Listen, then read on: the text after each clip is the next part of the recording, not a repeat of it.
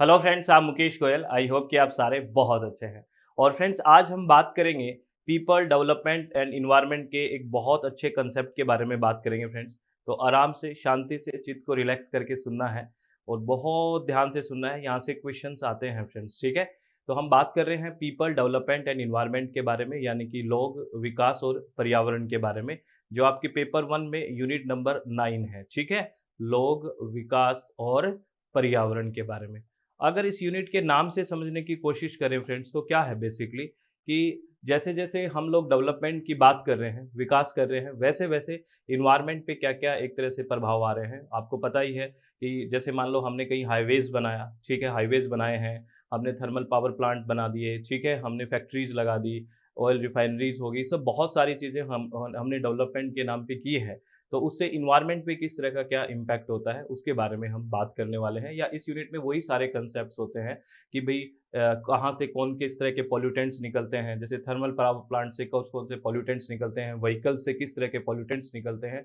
इस तरह के क्वेश्चंस की अप्रोच रहती है। तो यहाँ पे पहले हमें पॉल्यूशन को समझने की ज़रूरत है कि पॉल्यूशन वास्तव में होता क्या है, यानी कि प्रदूषण। और उसके बाद हमें समझना है कि पॉल्यूटेंट्स यानी कि प्रदूषक क्या होते हैं। इस तरह के कंसेप्ट जब समझ में आ जाएंगे, और फिर हमें चलना होता है कि पॉल्यूशन है या फिर जो पॉल्यूटेंट्स निकल रहे हैं, प्रदूषक, उनके सोर्स क्या है, पॉइंट सोर्स क्या होता है, नॉन पॉइंट सोर्स क्या होता है, नेचुरल क्या होता है, एंथ्रोपोजेनिक क्या होता है, मोबाइल सोर्स क्या होता है, एरिया सोर्स क्या होता है। इस तरह की बातें होती है, ठीक है। तो आराम से शांति से सारी चीज़ों को सुनना है। इससे पहले कि हम के बारे में बात करें, मैं आपको एक इन्फॉर्मेशन दे देता हूँ कि हम यूजीसी नेट का पेपर 1 हिंदी और इंग्लिश माध्यम दोनों में पढ़ते हैं। हमारी ऐप है प्ले स्टोर पे, जिसका नाम है SWMG, success with Mukesh Goyal, ठीक है। और पेपर 2 अगर किसी का इन्वायरमेंटल साइंस है, कोड नंबर 89, तो उसके भी रजिस्ट्रेशन ओपन है। अगर आप विलिंग हैं तो आप ज्वाइन कर सकते हैं। और फ्रेंड्स, अभी 25% अपना जितने भी रजिस्ट्रेशन हो रहे हैं वो सब पे ऑफ चल रहा है। अगर आप विलिंग हैं तो ज्वाइन कर सकते हैं। SWMG को कैसे ज्वाइन करना है, इसको आप प्ले स्टोर से जाके इंस्टॉल करोगे, उसके बाद रजिस्टर नाउ पे क्लिक करोगे। उसके बाद आपका नाम, आपका फ़ोन नंबर, आपका ईमेल एड्रेस और कोई अपना पासवर्ड आप क्रिएट करके रजिस्टर नाउ करना है, और फिर कोर्स पे जाके आप कोर्स को ज्वाइन कर सकते हो, जो आपको कोर्स ज्वाइन करना है। लाइव सेशन भी होते हैं फ्रेंड्स। अगर कोई स्टूडेंट लाइव सेशन नहीं देख पाता है तो रिकॉर्डेड सेशन भी अवेलेबल है। और आपको क्लास में लाइव सेशन में कोई प्रॉब्लम आती है, अगर कोई डाउट होता है, तो रेज हैंड का भी ऑप्शन है, अपने डाउट्स भी आप क्लियर कर सकते हो, ठीक है। और आपको पीडीएफ नोट्स भी मिलेंगे हिंदी और इंग्लिश माध्यम में। चलो हम बात करते हैं सबसे पहले पॉल्यूशन क्या है। सबसे पहले हम बात करते हैं प्रदूषण होता क्या है, पॉल्यूशन क्या होता है, किसको बोलते हैं प्रदूषण।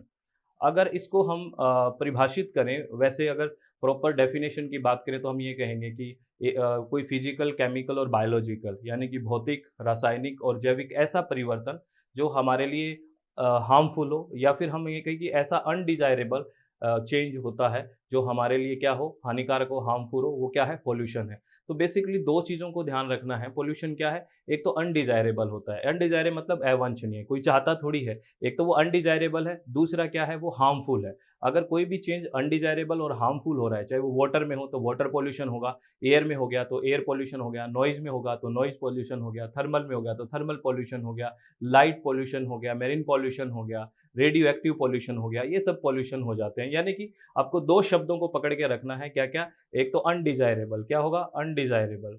अनडिजायरेबल का मतलब अवांछनीय, जिसको हम चाहते नहीं है, अवांछनीय है। और दूसरा क्या है? हार्मफुल है। क्या है? हार्मफुल है, यानी कि हानिकारक है। तो ये क्या है? ये हमारे लिए पॉल्यूशन है। और पॉल्यूशन होता किसकी वजह से है, और जिसकी वजह से पॉल्यूशन होता है उसको बेसिकली हम बोलते हैं पॉल्यूटेंट्स। यहाँ से आपसे यूजीसी क्वेश्चन पूछती है, क्या क्वेश्चन पूछती है, उसके बारे में बात करेंगे। तो बेसिकली जिसकी वजह से पॉल्यूशन होता है उसको हम क्या बोलते हैं? पॉल्यूटेंट्स बोलते हैं। क्या बोलते हैं? पॉल्यूटेंट्स। इसको हिंदी में प्रदूषक बोलते हैं। जैसे मान लो कोई लड़ाई करवाता है ना, तो कहते हैं ना, ये लड़ाई करवाने वाला है। वैसे ये पॉल्यूशन जो करते हैं वो पॉल्यूटेंट्स होते हैं, प्रदूषक की, इनकी वजह से होता है। तो पॉल्यूटेंट्स क्या है? ऐसे सब्सटेंसेस जो पॉल्यूशन करते हैं, the substances which cause the pollution, यानी कि ऐसे पदार्थ जो प्रदूषण करते हैं वो क्या कहलाते हैं? प्रदूषक कहलाते हैं, या उनको प्रदूषक कहा जाता है। बेसिकली जो पॉल्यूटेंट्स हैं, अब यहाँ से यूजीसी आपसे क्वेश्चन पूछती है। बेसिकली पॉल्यूटेंट्स दो तरह के होते हैं। जो पॉल्यूटेंट्स होते हैं वो दो तरह के होते हैं, जो प्रदूषक हैं वो दो तरह के होते हैं। कौन कौन से? एक तो होता है प्राइमरी पॉल्यूटेंट्स। कैसे होते हैं? प्राइमरी। प्राइमरी को हिंदी में बोलते हैं प्राथमिक, ठीक है। एक तो होता है प्राथमिक प्रदूषक और एक होता है सेकेंडरी पोल्यूटेंट। कैसा होता है? सेकेंडरी पोल्यूटेंट, यानी कि द्वितीयक प्रदूषक। तो इनमें डिफरेंस क्या है और इनके एग्जाम्पल से आपसे क्वेश्चन पूछा जाता है। सीधा पूछ लेते हैं कि which one is secondary pollutant, यानी कि कौन सा द्वितीयक प्रदूषक है। अगर हमें बेसिक कंसेप्ट पता लग जाए कि वास्तव में प्राइमरी पोल्यूटेंट होता क्या है और वास्तव में सेकेंडरी पोल्यूटेंट होता क्या है, तो हम इन चीज़ को अच्छे से समझ सकते हैं। तो एक एग्जाम्पल समझिए, जैसे मान लो आपने कोई व्हीकल लिया या जैसे थर्मल पावर प्लांट है, वहाँ पे फॉसिल फ्यूल यूज़ होता है, बेसिकली जीवाश्म ईंधन, कोयला हो गया या फिर हम या फिर हम बात करें व्हीकल्स में से तो पेट्रोल, डीज़ल ये यूज़ हुआ। तो वहाँ से जो डायरेक्टली कोई भी पोल्यूटेंट इमिट होता है, तो वो कौन से पोल्यूटेंट होंगे? वो होंगे प्राइमरी पोल्यूटेंट। कैसे देखो, मान लो ये आपने कोई गाड़ी ली, ठीक है? गाड़ी ले लिया। अगर आपने इसमें फॉसिल फ्यूल जलाओगे, जीवाश्म ईंधन जलाया, तो यहाँ से डायरेक्टली जो पोल्यूटेंट्स इमिट होंगे, जैसे कार्बन मोनोऑक्साइड निकलेगा, सॉक्स निकलेगा, है ना? नॉक्स निकलेगा, पार्टिकुलेट मैटर, कणीय पदार्थ निकलेंगे, ठीक है? तो ये सब क्या है? डायरेक्टली निकल रहे हैं, प्रत्यक्ष से किसी स्रोत से निकलते हैं। जो डायरेक्टली किसी सोर्स से निकलते हैं, वो कैसे पोल्यूटेंट्स होते हैं? प्राइमरी या प्राथमिक प्रदूषक होते हैं। अब आप थोड़ा-सा सेकेंडरी पढ़ लोगे, तो ये और अच्छे से कंसेप्ट क्लियर हो जाएगा कि डायरेक्टली का यहाँ मतलब क्या है? समझ नहीं पा रहे, तो समझने की कोशिश करते हैं। सेकेंडरी जब समझ लोगे, तो प्राइमरी बहुत अच्छे से समझ में आ जाएगा। हम बात करते हैं सेकेंडरी पोल्यूटेंट। सेकेंडरी पोल्यूटेंट क्या होते हैं? द्वितीयक प्रदूषक जो डायरेक्टली नहीं निकलते, है ना? वो रिएक्ट करके बनते हैं। जैसे एग्जाम्पल के तौर पे मैं मान लेता हूँ, जैसे किसी व्हीकल से NO2 निकला, ठीक है? नॉक्स NO2 निकला, तो NO2 तो ये प्राइमरी हो गया, नॉक्स प्राइमरी हो गया, ठीक है? हो गया। इस पे सूर्य की किरणें पड़ी। कौन पड़ी? सूर्य की किरणें गिर दी इस पे, ठीक है? चलो सूर्य की किरणें इस पे डाल दी। तो ये क्या होगा? ये बॉन्ड जो नाइट्रोजन और ऑक्सीजन का बॉन्ड है, वो क्या होगा? टूट जाएगा, ठीक है ना? और आपको पता है, अगर किसी का बॉन्ड तोड़ना है, थोड़ी सी आग लगा दो, ठीक है? ज़्यादातर केस में यही रहता है, ठीक है? तो ये नाइट्रोजन और ऑक्सीजन का बॉन्ड टूट गया और बॉन्ड टूटने के बाद NO प्लस O बच गया, ये बन गया, ठीक है ना? ठीक है, सूर्य की किरण NO2 पे एकदम पड़ी और NO2 या नॉक्स टूट गया, किसमें? NO और O में टूट गया। अब आपको पता है, हमारे जो एटमॉस्फेयर में है, इसमें ऑक्सीजन घूम रही है और ये ऑक्सीजन घूम रही थी और इसको कहा तू अकेली कहाँ है? इधर आ, ये आई और ये फाइनली क्या बन गया? O3 बन गया। क्या बन गया? ओजोन बन गया। क्या बन गया? ओजोन बन गया। ये जो ओजोन बना है, और ये ओजोन वो है जो ट्रोपोस्फेयर में है, क्षोभ मंडल में है। किसमें ये रिएक्शन हो रही है? ये ट्रोपोस्फेयर में हो रही है। सारी रिएक्शन ये हो रही है क्षोभ मंडल में। किसमें हो रही है? क्षोभ मंडल में, ट्रोपोस्फेयर में, ठीक है? जो हम वेदर की जो भी घटनाएं बात करते हैं, क्लाइमेट चेंज, बादल बनना, ये सब कहाँ होता है? ट्रोपोस्फेयर में होता है। तो ये ओजोन कहाँ है? ट्रोपोस्फेयर में बनी है, क्षोभ मंडल में। तो ये एक सेकेंडरी पोल्यूटेंट है। क्यों हुआ? क्योंकि देखो, ओजोन डायरेक्टली कहीं से निकला है क्या? बताइए। डायरेक्टली तो नहीं निकला, डायरेक्टली तो नॉक्स निकला था, ठीक है? नॉक्स ने रिएक्ट करके, है ना, सन एनर्जी उस पर पड़ी, वो ब्रेक डाउन हुआ, फिर जो बना ये, और उसके साथ ऑक्सीजन ने रिएक्ट करा, फिर O3 बना। तो डायरेक्टली नहीं बनाना। तो इस तरह से जो पोल्यूटेंट्स डायरेक्टली इमिट नहीं हो रहे या रिएक्ट करके बन रहे हैं, वो सेकेंडरी पोल्यूटेंट हो गए। तो अब डिफरेंस समझ में आया मैं क्या कह रहा था? कि प्राइमरी या प्राथमिक प्रदूषक वो प्रदूषक होंगे जो किसी सोर्स से डायरेक्टली इमिट हो रहे हैं, प्रत्यक्ष से निकल रहे हैं। जैसे कार्बन मोनोऑक्साइड, सॉक्स, नॉक्स, ये क्या है? डायरेक्टली है। और सेकेंडरी या द्वितीयक प्रदूषक कौन से होंगे? जो डायरेक्टली नहीं निकल के इनडायरेक्ट रूप से एटमॉस्फेयर में रिएक्ट करके बनते हैं, तो वो क्या हो जाएगा? सेकेंडरी पोल्यूटेंट, यानी कि द्वितीयक प्रदूषक, जो अप्रत्यक्ष रूप से बनते हैं। बेसिकली फिर आपके एग्जाम्पल पूछ लेते हैं आपसे कि कौन कौन से जो है सेकेंडरी पोल्यूटेंट्स हैं। एक तो हमने बात कर ली ट्रोपोस्फेरिक जो ओजोन है, एक तो ये होगा ट्रोपोस्फेरिक ओजोन हो गया, एक तो जो क्षोभ मंडल में ओजोन है वो सेकेंडरी पोल्यूटेंट हो गया। और को क्या हो गया? पैन। पैन भी एक सेकेंडरी पोल्यूटेंट है, PAN, पैन। पैन की फुल फॉर्म भी आपसे पूछ लेते हैं, पर oxy acetyl nitrate, acetyl nitrate, ठीक है? ये आपको फुल फॉर्म भी पूछ लेते हैं, पर ऑक्सी एसिटाइल नाइट्रेट, पैन। ये भी एक सेकेंडरी पोल्यूटेंट है, ये डायरेक्टली नहीं निकलता, रिएक्ट करके बनता है, ठीक है? पर oxy acetyl nitrate. Acid rain, अम्लीय वर्षा, भी एक क्या है? सेकेंडरी पोल्यूटेंट है, क्योंकि अम्लीय वर्षा थोड़ी बरसाते हैं ऊपर, नहीं, अम्लीय वर्षा तो क्या है? रिएक्ट करती है। SO2 पानी है, जो नॉर्मल वर्षा है वो रिएक्ट करती है SO2 और NO2 के साथ, तो नाइट्रिक एसिड और सल्फ्यूरिक एसिड बनता है, तब अम्लीय वर्षा होती है। तो डायरेक्टली तो नहीं हो रही ना अम्लीय वर्षा, तो ये भी क्या है? एक सेकेंडरी पोल्यूटेंट है। फोटोकेमिकल स्मोग क्या है? फोटोकेमिकल स्मोग भी एक क्या है? सेकेंडरी पोल्यूटेंट है।